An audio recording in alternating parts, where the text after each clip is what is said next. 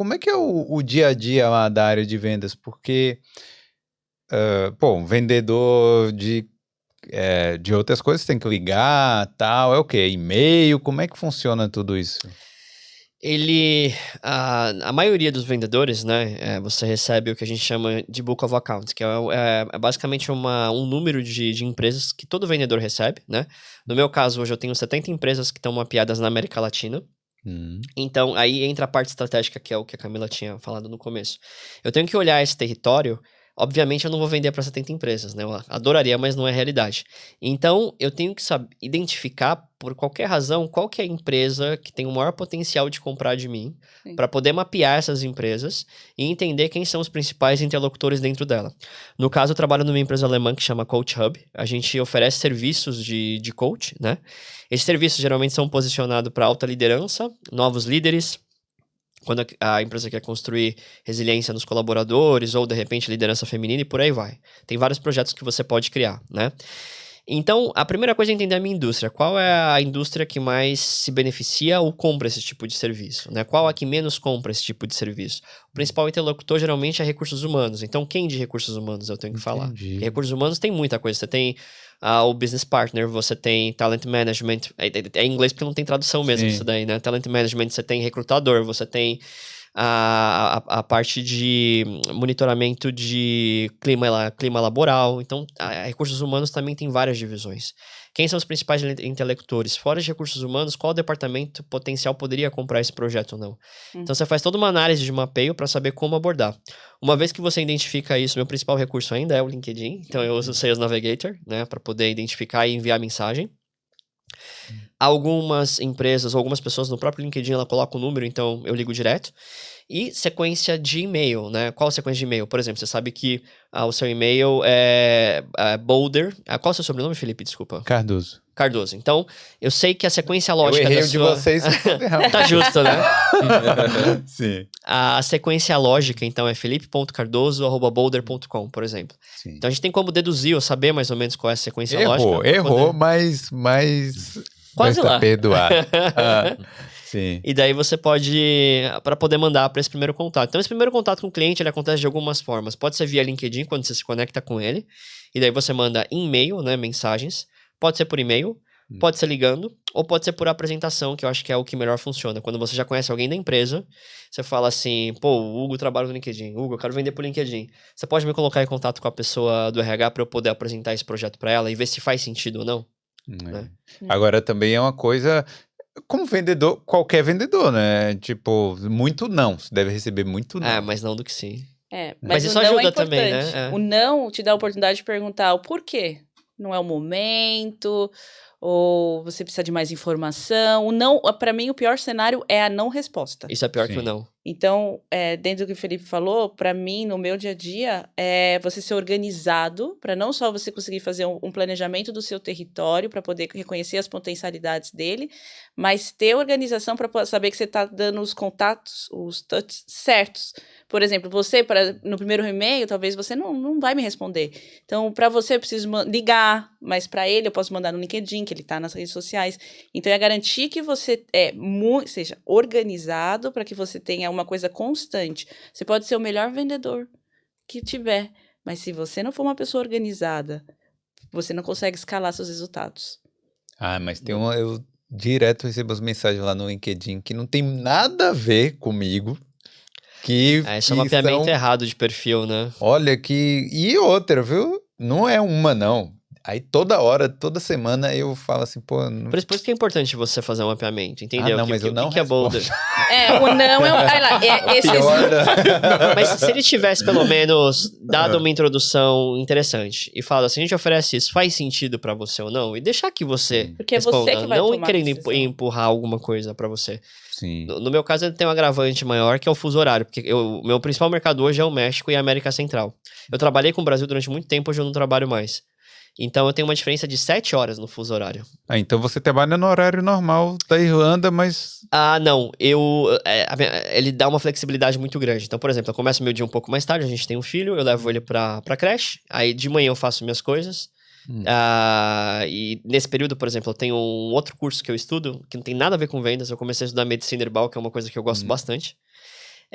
Então, de manhã eu faço minhas coisas pessoais e daí eu me conecto 11h30, meio-dia por aí. Isso é bom. E aí eu fico até o final do dia. E é 100% remoto. A minha empresa não tem escritório aqui na Irlanda.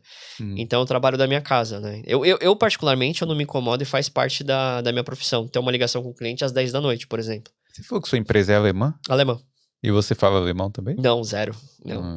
Na verdade, a sede fica lá na Alemanha. Ela não tem sede física aqui, então não tem um escritório, né?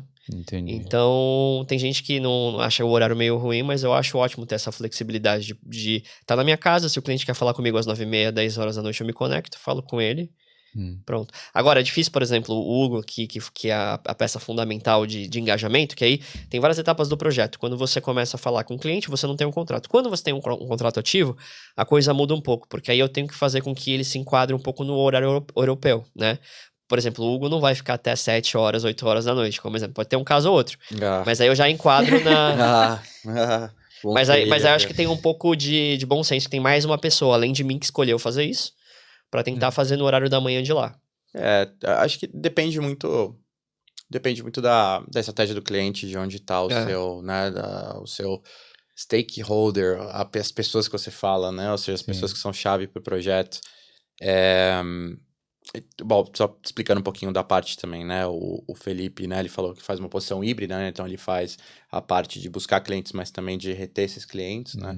A Camila já faz a parte mais de prospecção, né, que é uma parte mais ativa. Eu acelero os clientes, né, mas como às vezes eu preciso reengajar com eles. Ou achar o contato, porque não é só dentro das techs, né, as pessoas saem e entram na empresa, então é importante eu entender quem é o meu ponto de contato para essa agência, quando eu trabalho com uma agência. Principalmente agora, que tem muita gente saindo, né? Aí uma coisa importante quando você fala de tech é definir o que é SaaS e rede social, né? Sim. SaaS é Software as a Service, e na prática é o que? Você tem um contrato, onde você vai manter esse contrato e, se possível, renovar num longo período, onde toda a inteligência ou toda a arquitetura tecnológica está na nuvem, e isso que é SaaS. No caso, vamos dar um exemplo de uma SaaS aí. Qual é o Por exemplo, o Adobe, não sei, é um programa de edição de vídeo, o Adobe Premiere. Então, você tem que pagar ali todo mês $50, não sei. Exato. Então, isso é uma solução SaaS. O próprio Gmail é uma solução SaaS que fica na nuvem. Software como serviço. Como serviço. Sim. Porque qual que é a principal diferença? Ela trabalha por campanhas e ativação. Então, é um cliente, por exemplo, que de repente ele tem uma sazonalidade, que ele tem uma campanha muito forte, enorme no Natal, mas ele vai ficar 4, 5 meses sem fazer nada. Depois ele volta de novo e vai. Não é uma coisa contínua, como é o caso das empresas que eu e o Hugo trabalham. Entendi. Aí você tem que ligar para a pessoa? Não, mandar e-mail? Eu tento contatar ela por e-mail, porque, de novo, é sempre no tempo do cliente, quando faz sentido para ele, mas uma vez que eu já tentei ligar, não consegui achar o contato no link, o e-mail e o LinkedIn, aí eu ligo para o cliente.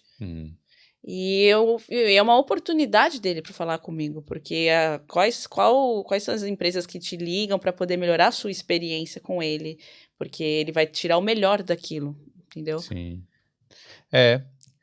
Diferente. Bom, né? Porque as empresas normalmente quando ligam, elas estão querendo me vender alguma coisa. Mas eu tô. Mas eu faço isso bem que eles não percebem. Aí é o posicionamento, né? Mas tem técnicas. Eu quero melhorar a sua experiência. Mas tem jeito, por exemplo, se eu ligar pra você, eu vou falar, olá, Felipe, tudo bem? Bom dia. Te peguei numa hora ruim. Dificilmente você vai falar não. Se você falar sim, agora eu não posso falar. Só preciso de 15 segundos. Meu nome é Felipe, eu trabalho numa empresa alemã de solução de coach. O motivo da minha ligação é porque eu entendo que esse serviço pode ser interessante para você.